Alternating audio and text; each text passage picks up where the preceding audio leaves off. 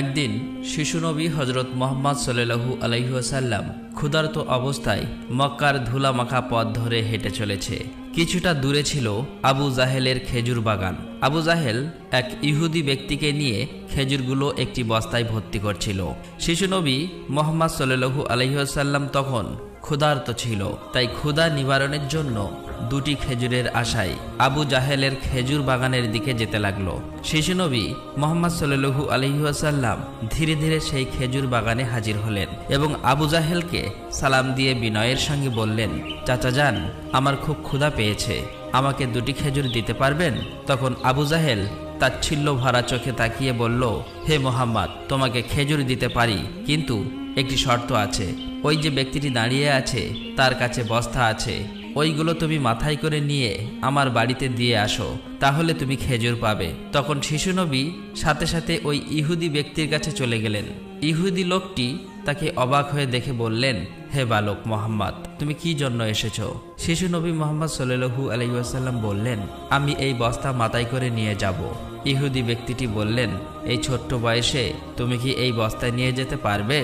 শিশু নবী বললেন, নিশ্চয়ই পারবো। অতঃপর শিশু মুহাম্মদ সাল্লাল্লাহু আলাইহি ওয়াসাল্লাম ধুলিমাখা শরীরে মাথায় বিশাল বস্তা নিয়ে হেঁটে চললেন। ছোট্ট ছোট্ট পা, ক্লান্ত দেহ, কিন্তু চেহারায় এক অপার্থিব শান্তি।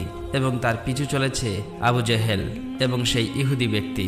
কিছুক্ষণ পর সেই বস্তা আবু জাহেলের বাড়ির সামনে এসে রাখলেন। তখন ইহুদি ব্যক্তি এই বস্তা নিয়ে বাড়ির ভিতরের কোণে রেখে দিলেন। তারপর শিশু নবী হজরত মুহাম্মদ সাল্লাল্লাহু আলাইহি ওয়াসাল্লাম বললেন, চাচা যান, আমাকে খেজুর দেবেন না? তখন আবু জাহেল মাত্র একটি খেজুর দিলেন।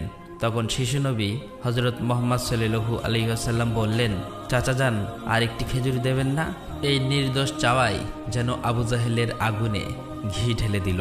সে রেগে গিয়ে হঠাৎ করে একটি প্রচণ্ড থাপ্পড় মারল শিশু মুহাম্মদ সাল্লাল্লাহু আলাইহি ওয়াসাল্লামের গালে।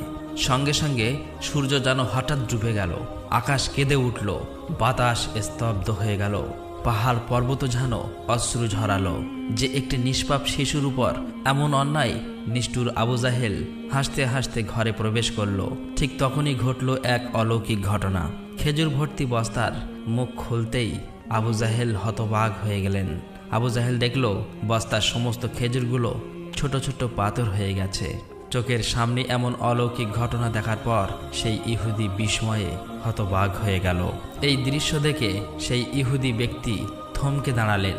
এমন অলৌকিক ঘটনার কথা জানানোর জন্য ইহুদি ব্যক্তিটি দ্রুত তাদের নেতার কাছে ছুটে গেল, কিন্তু নিষ্ঠুর অত্যাচারী আবু জাহেল তখন ঘর থেকে